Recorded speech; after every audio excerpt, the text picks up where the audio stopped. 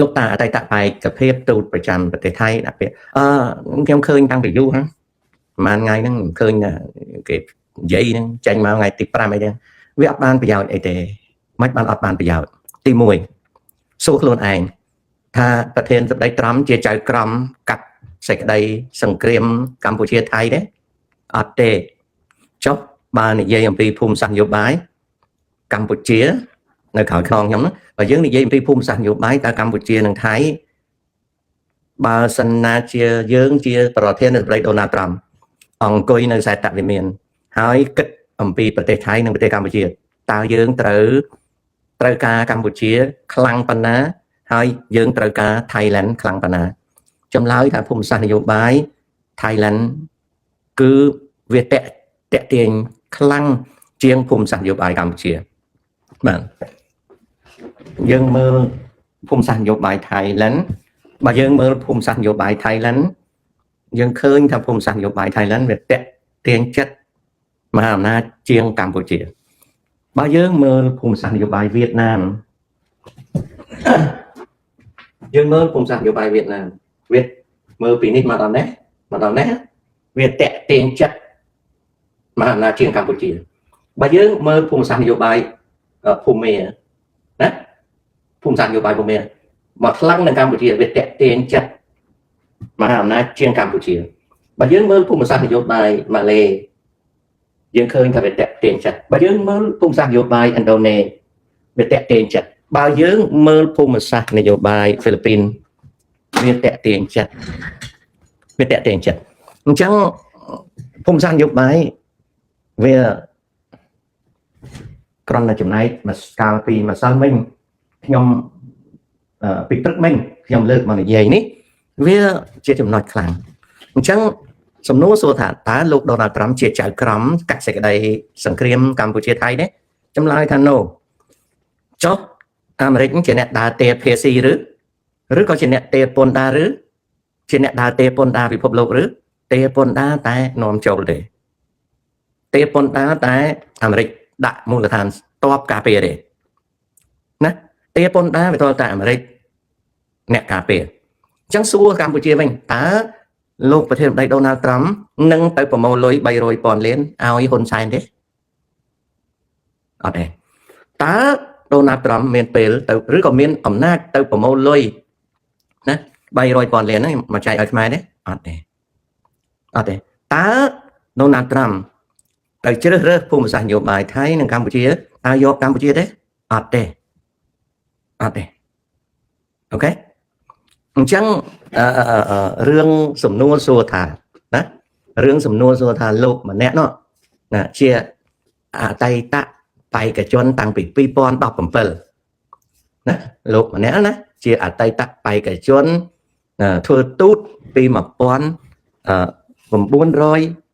ពី2017ណាជាបេក្ខជនការទូតជាបេក្ខជនការទូត2017អូខេពីបេក្ខជនការទូត2017សួរថាស្អីទៅបេក្ខជនការទូតហើយនៅអាមេរិកគេរើសការទូតគេរើសយ៉ាងម៉េចដំបូងចង់ប្រាប់សហរដ្ឋអាមេរិករើសអគ្គរដ្ឋទូតគឺទៅតាមសេចក្តីចូលចិត្តរបស់ប្រធានាធិបតីជាប់ឆ្នោតទី2បុគ្គលិកភាពគុណសម្បត្តិរបស់មន្ត្រីទៅធ្វើជារដ្ឋទូតអាមេរិកគឺមិនតម្រូវឲ្យបុគ្គលនឹងចេះdiplomacy ទេមិនតម្រូវឲ្យចេះ diplomacy ទេពីព្រោះនៅក្នុង foreign service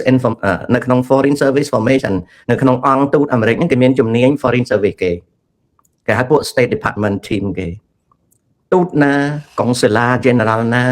នៅលើដីប្រទេសណាគេមាន team របស់គេរើសបេក្ខជនអគ្គរដ្ឋទូតឬក៏អគ្គកុងស៊ុលទៅក្នុងចំណោមអ្នកដែលបានបរិច្ចាគជួយ campaign បើយើងបរិច្ចាគជួយ campaign បុគ្គលដែលជាប់ឆ្នោតប្រធានាធិបតីហ្នឹងហើយគេពេញចិត្តនឹងយើងគេឲ្យយើងទៅធ្វើទូតទៅតាមប្រទេសធំប្រទេសកណ្ដាលនិងប្រទេសតូចគេភាគច្រើនគេយកមនុស្សទៅធ្វើជាអគ្គរដ្ឋទូតហ្នឹងជួនកាលគេយកអ្នកជំនួញទេជាសហគ្រិនជាវិនិយោគិនភាគច្រើនគេយកអញ្ចឹងពីព្រោះ ការរើសបុគ្គលឲ្យធ្វើទូតគឺជាការសងថ្លៃដែលបុគ្គលនឹងបានគ្រប់គ្រងប្រធានាធិបតីក្នុងការបោះឆ្នោតជាប់អញ្ចឹងសួរថាលោកមួយដែលជាអតីតបេក្ខជនទូតឆ្នាំ2017គាត់បានធ្វើទូតទេអត់ទេសួរថាខំប្រឹងដាក់ថាជាបេក្ខជនទូតអីទៀតបើវាអត់បានធ្វើទូតផងនោះការងារទូតនេះគឺជាការងារដែលប្រធានាធិបតីជាប់ឆ្នោតហ្នឹងគេសងទៅអ្នកដែលជួយ campaign ការគេឃោសនាបោះឆ្នោតវាជារបបដោះដូរនយោបាយអាមេរិកណាហើយបើសិនជាគេដាក់យើងឲ្យទៅជាជួរបេក្ខភាពហើយយើងអត់ជាប់ទេមានន័យថាកន្លែងយើងហ្នឹងគេដេញថ្លៃយកបានឬក៏តំណាងរាស្ត្រអាមេរិកកាំងហ្នឹងខាងគណៈបកប្រធានាធិបតីជាប់ឆ្នោតហ្នឹងអត់ស្គាល់យើងអញ្ចឹងគេអត់គ្រប់គ្រងយើងអត់បានធ្វើទូតទេអញ្ចឹងពាក្យថាបែកអតីតបេក្ខជនធ្វើទូតហ្នឹងតើអត់បានធ្វើគឺអត់ដែរអូខេហើយតាំងពី2017មកហើយចុះអា2020នេះលោកម្នាក់ហ្នឹងបានជ្រុំជ្រែងដូណាល់ត្រាំទេអាចបានឬក៏អាចអត់បានប៉ុន្តែក្រោយដូណាល់ត្រាំជាប់ឆ្នោតប្រធានាធិបតីហើយពីឆ្នាំ25នេះណាជាប់ហើយតើលោកនឹងមានការងារទេមាន political appointment ទេមានការតែងតាំងរបស់ Donald Trump ទេបើមានអាហ្នឹងលោកនឹងមានអធិបុលតែបើអត់ទេលោកនឹងគ្រាន់តែជាអ្នកធ្លាប់គ្រប់គ្រងដោយតាមមកហឺនពាក់មួកក្រហមគ្រប់គ្រង Donald Trump ហើយស្រាប់តែទៅគ្រប់គ្រងមកខាងទៀតអាលីអាលើដោយតាមមកហឺនអញ្ចឹងលោកនឹងជាអ្នកណាសួរតែខ្ញុំដែលជាពលរដ្ឋអាមេរិកស្គាល់លោកនឹងអត់សោះអត់ស្គាល់ទេអត់ស្គាល់សោះហើយចុះអាមេរិកស្គាល់លោកនឹងទេអត់ទេមនុស្សវាច្រើនអត់ស្គាល់ទេអូខេហើយចុះលោក Donald Trump ស្គាល់លោកនឹងអាចថតរូបមួយលោកនឹងប៉ុន្តែអាចលែងស្គាល់ហើយមនុស្សវាច្រើនឬក៏អាចនៅស្គាល់ស៊ីសងទឹកលុយលោកនឹងតើ support campaign ឬទេឥឡូវចូលដល់សំណួរអដែលតើ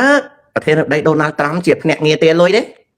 អត់ទេមិនមែនជាភ្នាក់ងារទារលុយទេគាត់គឺជាភ្នាក់ងារសហរដ្ឋអាមេរិកខាងប្រមូលលុយសម្រាប់អាមេរិកតើ Donald Trump ជាភ្នាក់ងារមនុស្សធម៌ទារលុយឲ្យខ្មែរទេអត់ទេបើទារលុយដាក់កប៉ៅគាត់ដាក់ប្រទេសអាមេរិកចុះរវាងការគៀបសង្កត់ថៃឡង់និងកម្ពុជាក្នុងភូមិសាស្ត្រនយោបាយបើឲ្យ Donald Trump ពិចារណាតើគេត្រូវការភូមិសាស្ត្រនយោបាយប្រទេសណាជាងចម្លើយថា Thailand អូខេហើយចុះលោកនឹងសរសេរសម្បត្តិដាក់តួលេខ 300,000 លានឲ្យ Donald Trump ទៅទេហ្នឹងគាត់ Donald Trump គាត់ថាម៉េចចាំស្ដាប់មើលតាមខ្ញុំសន្និដ្ឋានថា Donald Trump អត់មានត្រូវនិយាយរឿងហ្នឹងទេ Donald Trump មានកិច្ចការជាទៅមុខទៀតដែរចុះលិខិតមួយច្បាប់របស់លោកនឹងមានអធិបុលទេអត់ទេបើសិនណាជាខ្ញុំធ្លាប់បង់លុយ campaign ឲ្យអ្នកណាហើយប្រើប្រធានាធិបតីឲ្យទៅទារលុយគេបានមនុស្សនៅអាមេរិកគេមានលុយរាប់រយពាន់លានគេធ្វើដោយលោកនឹងហើយចុះអាហ្នឹងពាក្យបណ្ដឹងទេអត់ទេមានបណ្ដឹងអីហ្នឹងគាត់សរសេររបបតាអូខេដូច្នេះហើយអ្វីដែលវាកើតណាអ្វីកើតឡើងគឺខ្មែរយើងអភ័ព្វប៉ុណ្ណេះណាអ្វីដែលកើតឡើងគឺខ្មែរយើងអភ័ព្វប៉ុណ្ណេះឲ្យតែគេចាក់ទឹកនៅក្នុងផើងមួយធំហើយពេលព្រះអាទិត្យរះហើយគេប្រាប់ឆ្កែថាមើលទៅនឹងហើយគឺព្រះច័ន្ទឆ្កែនោះមានសម្លឹងមើលអញ្ចឹងហើយជឿថាអាសមោលព្រះច័ន្ទនៅលើមេឃនោះវាឆ្លោះមកទឹកផើងហ្នឹងព្រះច័ន្ទភាសាខ្មែរគេហៅថាចាក់ទឹកក្នុងផើងហើយហៅឆ្កែឲ្យរៀនមើលឲ្យមើលព្រះច័ន្ទតែមើលហ្នឹងមិនមែនមើលព្រះច័ន្ទនៅលើទេមើលទឹកក្នុងផើងនេះខ្មែរឥឡូវវាចូលវាអួតវា fake ដល់ប៉ុណ្ណឹងចេមសុកមួយថ្ងៃខំប្រឹងបញ្យល់ឲ្យយល់ថាវាមិនអញ្ចឹងទេវាត្រូវការខួរក្បាលណាហើយមើលមុខលោកនឹងផងដែលស្គាល់លោកនឹងទេណាមានអ្នកណាស្គាល់លោកនឹងទេខ្ញុំនៅអាមេរិកក៏អត់ស្គាល់លោកនឹងដែរសរសេរទៅវាមិនខុសអីទេប៉ុន្តែវាដូចចាក់ទឹកក្នុងផើងបបួលឆ្កែឲ្យមើលប្រច័ណ្ឌអញ្ចឹងអូខេឆ្លើយប៉ុណ្ណឹងគេសួរខ្ញុំសិនមិញខ្ញុំមិននិយាយដូចលោកមួយគាត់ថាគាត់ធ្លាប់ធ្វើការនៅក្នុងក្រុមផលិតម៉ាស៊ីនយន្តហោះ F16 ខ្មែរចូលនាំនេះផ្អើលថាកូនខ្មែរខ្លាំងណាស់បងប្អូនដឹងទេនៅក្នុងបច្ចុប្បន្ននេះមានខ្មែរច្រើនណាស់ពេលតែច្រើនហ្នឹងវាមិនច្រើនប្រហែលព្រោះខ្មែរយើងមាន30,000នាក់ នៅអាមេរិកប៉ុន្តែមានខ្មែរច្រើនណាស់ដែលជា aerospace ជាវិស្វករ aerospace ជាវិស្វករ space science ជាវិស្វករធំរួមទាំងកូនខ្ញុំផងជាវិស្វករដែលធ្វើការតាក់ទងនឹងបច្ចេកវិទ្យាដែលបច្ចេកវិទ្យានោះគឺជាផែនការរបស់រដ្ឋយុទ្ធសាស្ត្រកិច្ចការអ្វីនៅក្នុងសហរដ្ឋអាមេរិកដូចជានាវាមុជទឹកយន្តហោះចម្បាំងគ្រឿងសំខាន់គេមិនដែលឲ្យបុគ្គលដែលធ្វើនោះដឹងទាំងមូលទេហើយរបស់នៅក្នុងគ្រឿងសព្វាវុធសូម្បីតែយន្តហោះស៊ីវិលBoeing 737ម៉ាស៊ីនដែលប្រើនៅក្នុងតួយន្តហោះហ្នឹងមិនមែននៅដដែលទេគឺដូរផ្លាស់ណាមិនត្រឹមតែប៉ុណ្្នឹងទេសូម្បីតែរថយន្តមួយគ្រឿងឧទាហរណ៍ថា Toyota Cressida ឬក៏ Toyota Sienna ចឹងឬក៏ Toyota Camry ដូចគ្នាឆ្នាំតែមួយក៏គ្រឿងក្នុងហ្នឹងមិនមែនធ្វើដោយក្រុមមួយទេ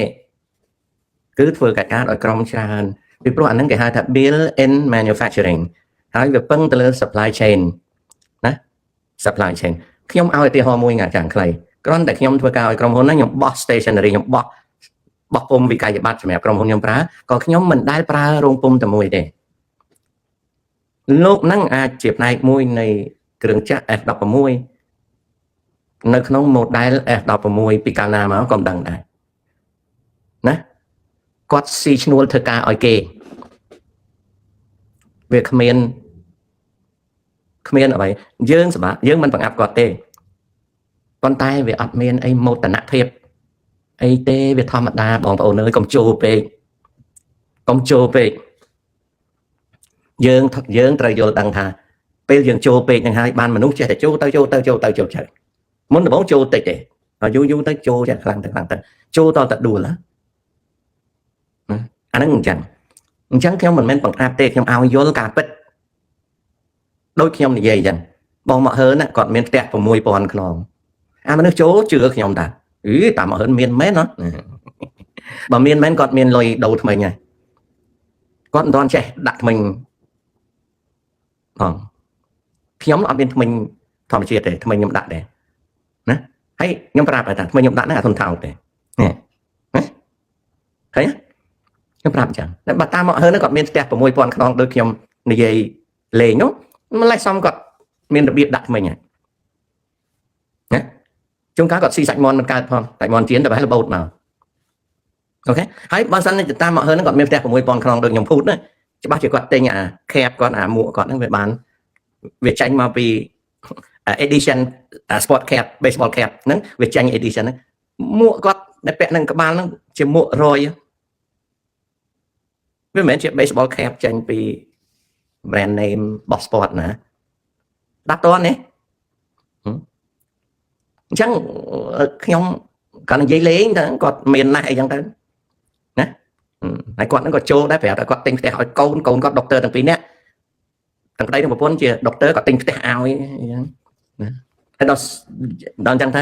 គាត់មានផ្ទះកូនគាត់រស់ស៊ីមានផ្ទះអញ្ចឹងគាត់អ្នករស់ស៊ីដូ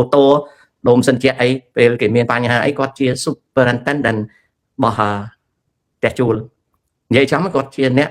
ដែលតំណាងកូនគាត់តែកូនគាត់មានផ្ទះដាក់ជួលកាលណាគេមានការអីគេហៅទៅកូនគាត់អត់អាចទេគាត់ជួយចាត់ចែងឲ្យទៅប៉ុណ្ណឹងតាតែដល់ខ្ញុំនិយាយថាគាត់សេដ្ឋី 6000 ខ្នងចង់បាក់សក់សុកខ្មែរព្រោះសុកខ្មែរចូលដល់សុកខ្មែរចូលទៅវាមិនជឿតាមទៅហើយខ្ញុំអត់ចូលចិត្តបង្អាប់គេទេមានតែលើកឲ្យខ្ពស់មែនតើទុកឲ្យគេធ្លាក់មកវិញគេទៅដៃចេះណាគេធ្លាក់មកវិញគេទៅដៃចេះពេលព្រោះយើងចូលចិត្តមើលព្រះច័ន្ទក្នុងទឹកផើងខ្ញុំរៀងរាល់ថ្ងៃកំពុងតែបបួលកូនខ្មែរឲ្យស្គាល់ពីការពិតនេះគឺជាការបរិច្ចាគរបស់ខ្ញុំជេមសុកទៅកាន់ជនរួមជាតិណាហ្នឹងចឹងអូខេលោកពូលឺថាចិនមានកម្រងចង់ដាក់លេនដ្ឋានពាក្យហ្នឹងសិតតែជាព័ត៌មានភូតកុហកហើយមិនមែនលេនដ្ឋានទេកូនភាសាខ្មែរគេហៅមូលដ្ឋានលេនដ្ឋានយើងជីកដីហើយយើងចូលទៅក្នុងហ្នឹងបាំងគ្រាប់អានឹងលេនដ្ឋានមូលដ្ឋានគឺបន្ទាយហ្នឹងណា